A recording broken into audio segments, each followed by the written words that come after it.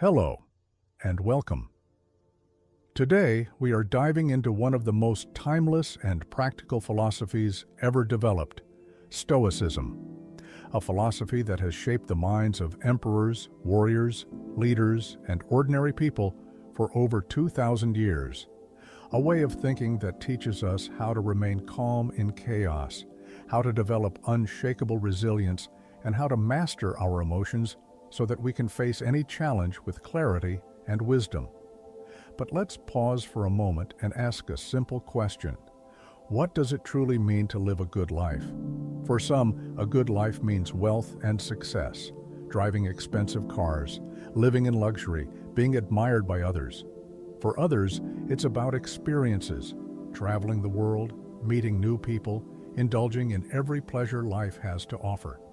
And yet, history has shown us that none of these things guarantee happiness or fulfillment. Some of the wealthiest and most powerful people in history have been deeply unhappy, lost in anxiety, anger, or despair. Meanwhile, others, living with little, facing hardship and adversity, have found deep, unshakable peace. What separates these two types of people? What makes the difference between a life controlled by external circumstances and a life controlled by inner strength and wisdom? The answer lies in Stoicism. This philosophy does not promise wealth, power, or fame. It does not guarantee that your problems will magically disappear. But what it does offer is something far more valuable: a way to navigate life's challenges with resilience, wisdom, and clarity. Let's face it, life is unpredictable. We experience setbacks in our careers, we struggle in relationships, we lose loved ones. We deal with financial stress, we face uncertainty about the future, and in the modern world, these challenges have only multiplied. Technology has made our lives easier, but has it made us happier? We have access to unlimited information, yet many of us feel more lost than ever. We can communicate instantly with people across the world, yet loneliness and anxiety are at all-time highs. We live in an age of distractions, an age where our emotions are constantly manipulated by media, by politics, by advertising, by social media. An age where people react impulsively, angrily, emotionally, without taking the time to think, to reflect, to gain perspective. How do we find peace in the chaos? How do we build strength, not just physical strength, but the kind of strength that allows us to endure any hardship and remain calm, focused, and in control?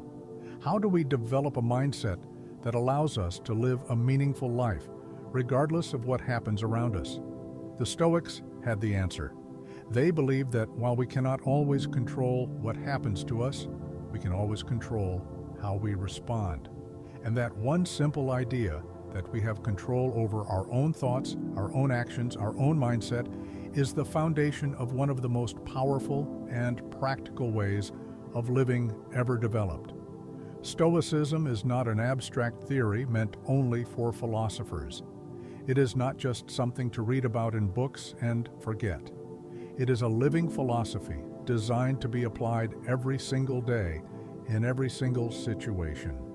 In this video, we will explore the origins of Stoicism and the great thinkers who shaped it, from the shipwrecked merchant who started it all, to the slave who found freedom in philosophy, to the emperor who ruled Rome with Stoic wisdom. The core principles of Stoicism, ideas that have guided warriors, leaders, and ordinary people for over 2,000 years. Practical applications: how you can use Stoic wisdom to improve your daily life, handle stress, and build emotional resilience. By the end of this video, you will not only understand Stoicism, but you will also have actionable steps to apply it immediately in your work, in your relationships, in your daily decisions. So take a deep breath. Forget for a moment the noise of the outside world. Let's begin. To understand Stoicism, we must first go back to where it all began. Imagine yourself in ancient Athens around the year 300 BCE. This is a city of philosophers. Socrates, Plato, and Aristotle had walked these streets. It was a time of intellectual revolution, where ideas about life, virtue, and happiness were being debated in public squares and schools. But amidst this intellectual richness, the world itself was in turmoil. The Greek city-states had fallen under the rule of Macedon after the conquests of Alexander the Great. War, political instability, and uncertainty were everywhere. Many people felt lost, caught between old traditions and new, unpredictable realities.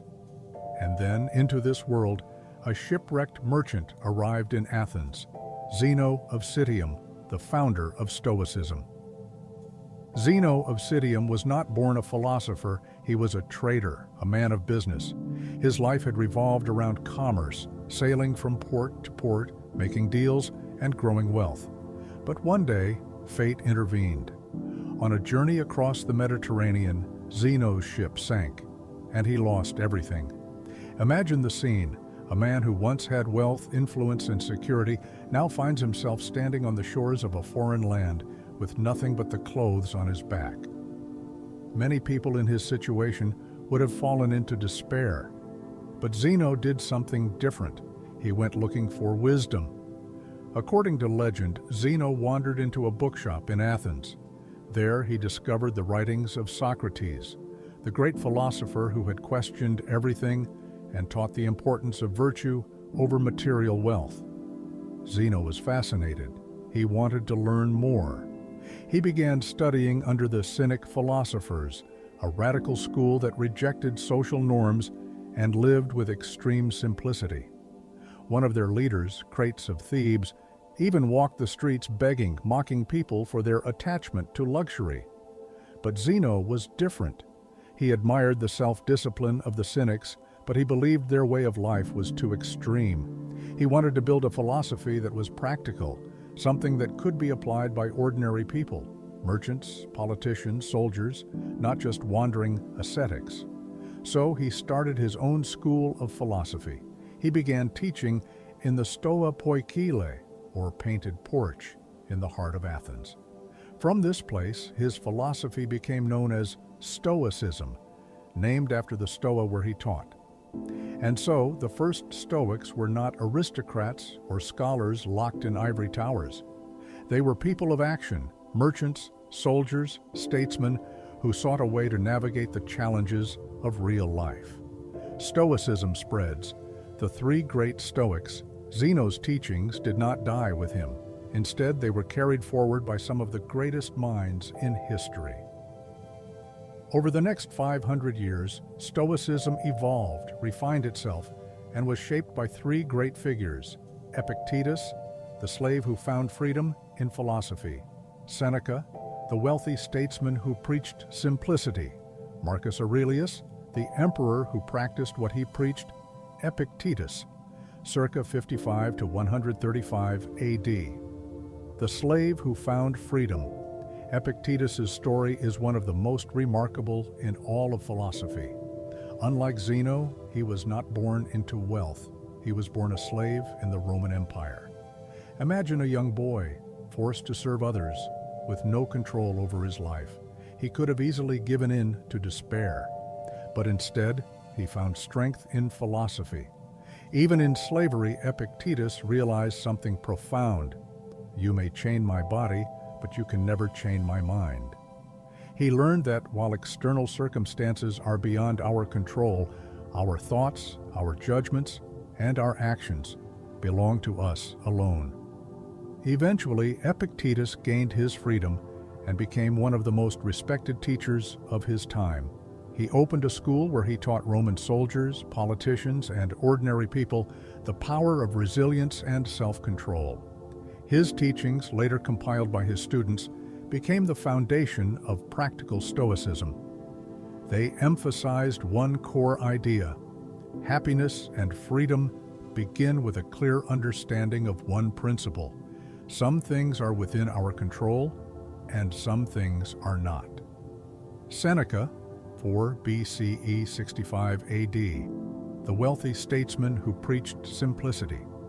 Seneca was the complete opposite of Epictetus. He was wealthy, influential, and deeply involved in Roman politics. As an advisor to Emperor Nero, Seneca navigated the dangerous world of Roman power. He lived in luxury, but constantly warned against the dangers of material wealth and uncontrolled desires. In his famous letters, he wrote about how to remain calm in a chaotic world, how to face death without fear, and how to practice gratitude and self-discipline. One of his most famous exercises was voluntary discomfort, intentionally living simply for a short time to remind oneself that happiness does not come from luxury, but from inner strength. Set aside a certain number of days during which you shall be content with the scantiest and cheapest fare, with coarse and rough dress, saying to yourself, "Is this the condition that I feared?" Seneca believed that even in wealth, a person should practice the hardships of life so that when real difficulties arise, they are prepared. Marcus Aurelius, 121 to 180 A.D., the emperor who practiced what he preached. The final great Stoic was not just a philosopher, he was the most powerful man in the world. Marcus Aurelius, the Roman emperor, ruled over an empire stretching from Britain to the Middle East. He commanded vast armies, made life or death decisions, and dealt with war, plagues, betrayals, and constant political struggles. And yet, through it all, he remained calm, wise, and devoted to Stoic principles. He kept a personal journal, later published as Meditations, where he reflected on how to be a better person, how to control emotions, and how to live with virtue. He reminded himself daily, "You have power over your mind, not outside events. Realize this, and you will find strength." Despite ruling the greatest empire of his time, Marcus Aurelius understood something profound. True power comes not from armies, but from self-control and wisdom. The legacy of Stoicism. From a shipwrecked merchant to a slave-turned philosopher, from a politician in the halls of Rome to an emperor on the battlefield, Stoicism was not just an intellectual exercise, it was a way of life. A way of life that has endured for over 2,000 years. And today, in the modern world, we can still apply these same teachings to our own lives. But how? In the next section, we will explore the core principles of Stoicism, the ideas that can help you face any challenge with calmness, clarity, and resilience. Let's continue. Core principles of Stoicism. Now that we understand the origins of Stoicism and the great minds who shaped it, let's move to the core of this philosophy, its fundamental principles. Stoicism is built on a set of timeless ideas designed to help us navigate life's challenges with clarity, resilience, and inner peace. These ideas are as powerful today as they were 2,000 years ago. In this section, we will explore three of the most important Stoic principles: the dichotomy of control, understanding what is within our power and what is not; amor fati, love your fate, accepting and embracing everything that happens; memento mori, remember you will die, using the awareness of mortality to live a fuller life. Each of these ideas can fundamentally change how you see the world. Let's begin with the first and most essential concept. Imagine this. You're about to give an important presentation. You've prepared, but at the last minute, the projector stops working. The audience is getting impatient. Your heart races.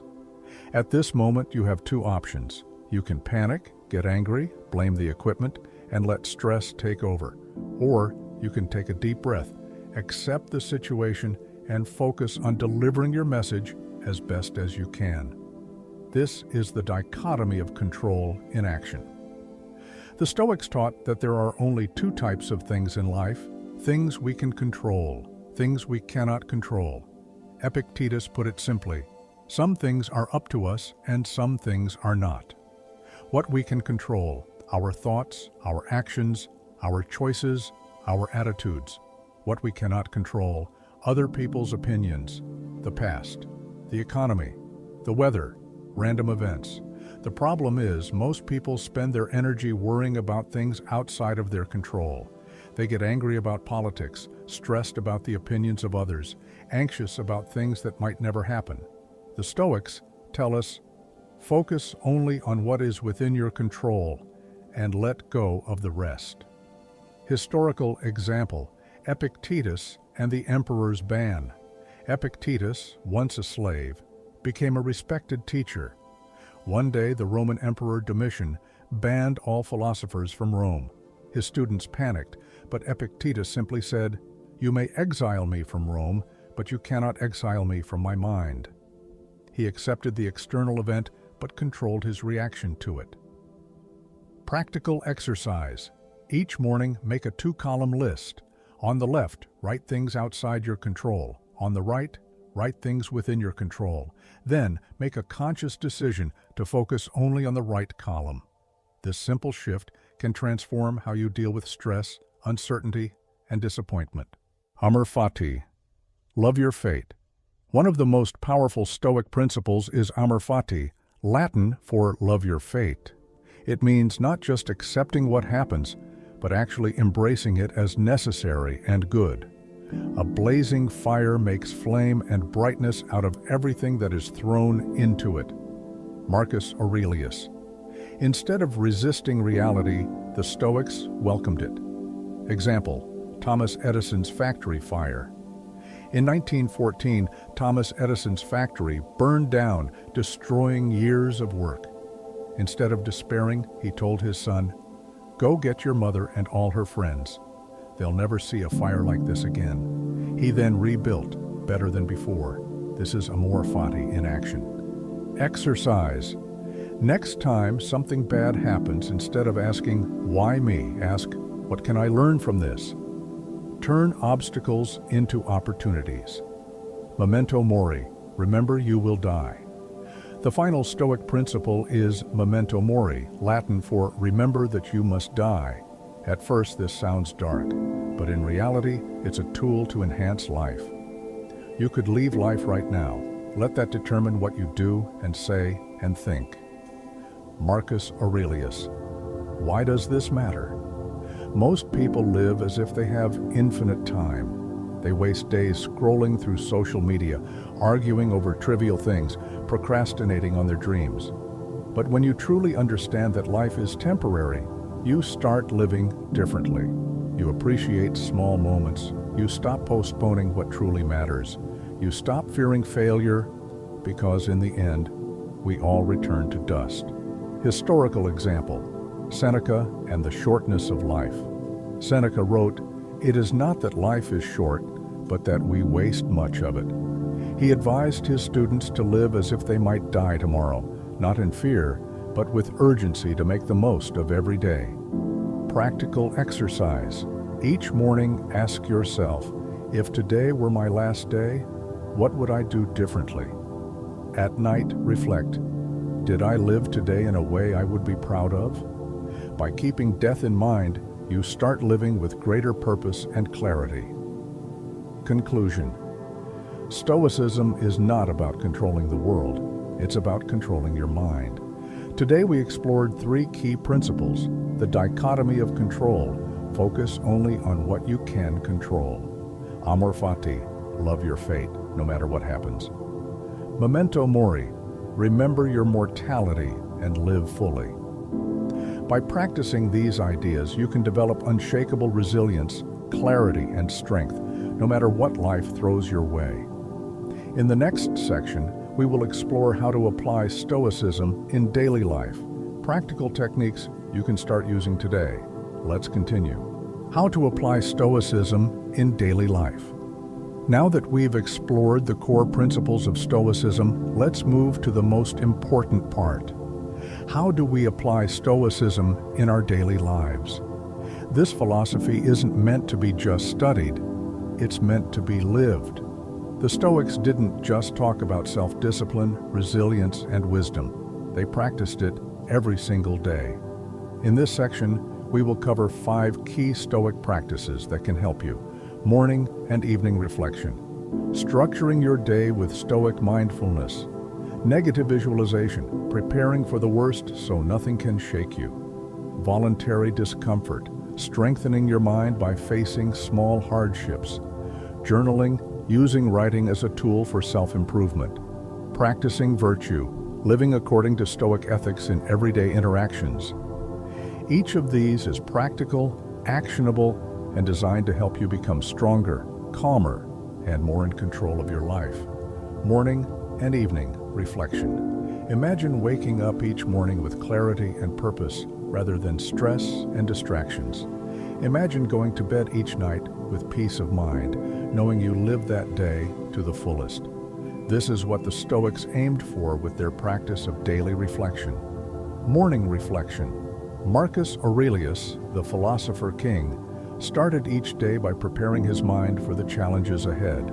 He would remind himself, "When you wake up in the morning, tell yourself, 'Today I will meet people who are ungrateful, arrogant, deceitful, envious, and selfish.'" Why would he say this? Because by expecting challenges, he wouldn't be surprised or upset when they happened. Instead of reacting emotionally, he would respond with wisdom and patience. Exercise. Each morning, take 5 minutes and ask yourself, what challenges might I face today? How can I respond wisely rather than react emotionally? What kind of person do I want to be today? Evening reflection. At the end of the day, the Stoics believed in reviewing their actions, not to judge themselves, but to improve. Seneca, one of the greatest Stoic thinkers, would ask himself each night, "What did I do well today? What could I have done better? What will I change tomorrow?" This practice creates constant self-improvement. Instead of repeating the same mistakes, you learn and grow every day. Exercise. Each night ask yourself, what did I handle well today? Where did I let emotions control me? How can I improve tomorrow? By making this a habit, you develop self-awareness, emotional mastery, and a greater sense of purpose. Negative visualization. Most people fear the worst-case scenario. The Stoics, however, believed in preparing for it. This practice is called negative visualization. The idea is simple. Imagine the worst-case scenario, not to worry about it, but to prepare for it. Why does this work? Because fear loses its power when you confront it directly. Seneca said, "He robs present ills of their power who has perceived their coming beforehand." By imagining potential difficulties, you become mentally stronger. Exercise. Think about something you're afraid of, losing a job, failing at something important, experiencing financial hardship. Spend a few minutes imagining how you would handle it. Ask yourself, would I still survive? What actions could I take to recover? Most of the time, you'll realize that even the worst-case scenario isn't as bad as you think. This builds courage and resilience. Voluntary discomfort. Most people avoid discomfort. The Stoics embraced it.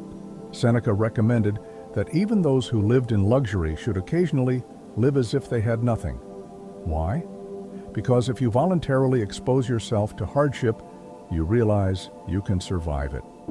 Examples of voluntary discomfort: taking cold showers, fasting for a day, sleeping on the floor instead of a bed, walking instead of driving, wearing simpler clothes instead of expensive ones. These small practices build mental toughness. When you deliberately make yourself uncomfortable, you stop fearing discomfort. And when real hardships come, you'll be ready. Journaling. One of the most powerful Stoic practices is writing down your thoughts. Marcus Aurelius's book Meditations wasn't written for an audience, it was his personal journal. He used it to remind himself what kind of person he wanted to be, how to handle challenges wisely, how to keep his emotions under control. Exercise. Each day, take 5 to 10 minutes to write about a challenge you faced and how you handled it. A Stoic principle you want to focus on, something you are grateful for. By doing this, you strengthen your mind and gain better control over your emotions. Practicing virtue in daily life, Stoicism isn't just about self-improvement. It's about living a virtuous life. The Stoics believed that happiness comes from virtue, not from money, pleasure, or fame. They defined 4 cardinal virtues: wisdom, making rational, well-thought-out decisions; courage, facing fears and challenges with strength; justice, treating others fairly and with integrity; temperance, practicing self-control and moderation; applying virtue in everyday life; wisdom, before reacting emotionally, ask yourself, what is the wisest response here? Courage, do something that scares you but is meaningful; justice, treat people with fairness even when they don't deserve it; temperance, control your impulses, avoid overindulgence in food, social media, or entertainment. Practicing these virtues daily will lead to a more fulfilling and meaningful life. Conclusion. Stoicism is not just an ancient philosophy, it is a guide for modern life. Today we explored 5 powerful Stoic practices: morning and evening reflection, plan your day wisely and review it at night; negative visualization, prepare for the worst so it never controls you; voluntary discomfort, train your mind to handle hardships; journaling, strengthen your thoughts through writing; practicing virtue, live with wisdom, courage, justice, and self-discipline. These are not just ideas, they are tools that can transform your life. Now I challenge you, choose one of these practices and apply it today.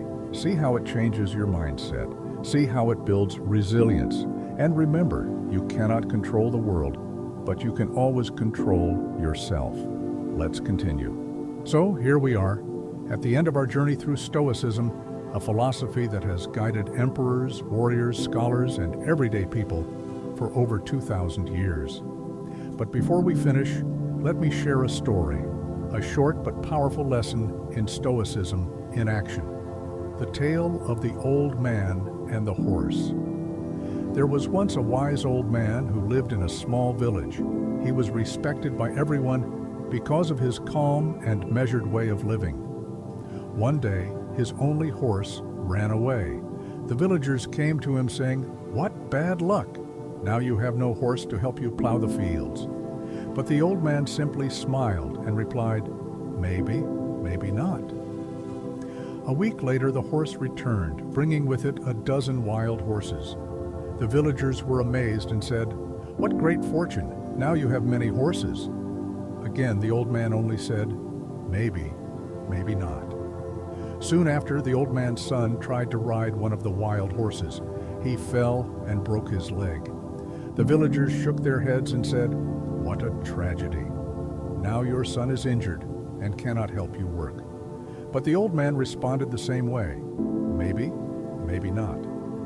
A month later, the country went to war, and the king's soldiers came to the village to recruit all young men for battle. But because the old man's son had a broken leg, he was spared from war. The villagers came again and said, "What great luck! Your son has been saved."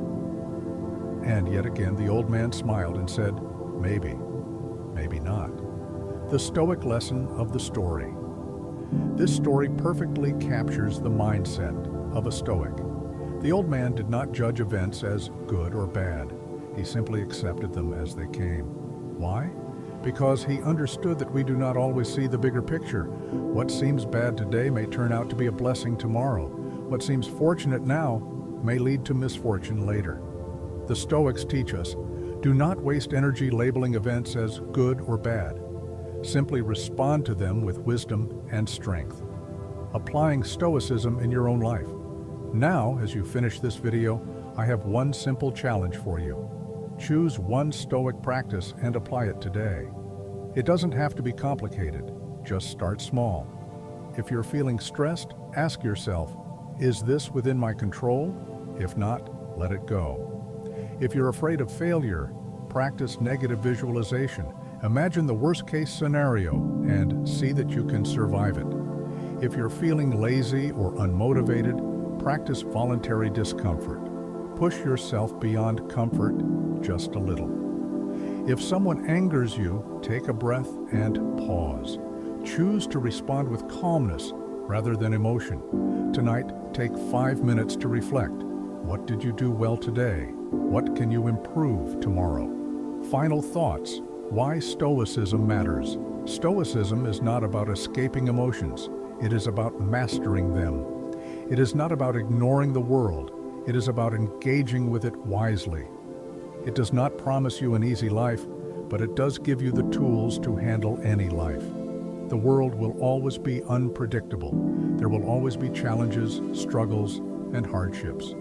But you have a choice. You can choose to let those difficulties control you, or you can choose to embrace them, adapt, and grow stronger. This is what the Stoics believed. This is what Marcus Aurelius practiced as an emperor. This is what Epictetus taught as a former slave. This is what Seneca wrote about while living in a dangerous political world. And this is what you can practice today. Final call to action. If this video has inspired you, take a moment to reflect. What is the biggest lesson you've learned from Stoicism? What Stoic idea resonated with you the most? Write it down, say it out loud, make it a part of your life.